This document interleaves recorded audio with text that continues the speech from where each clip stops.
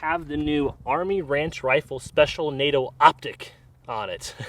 It's not really what it's called. It's actually a 1x6 NATO optic that actually has a bullet drop-in compensator inside your reticle. So at the 200-yard mark, at the 3, the 4, the 5, the 7, it has it all built into the optic. No need to adjust. We're gonna see how accurate it actually is. Okay, 200 yards. 300 yards. 400 yards. 500 yards. Okay, 700. That's a ways out there, dude.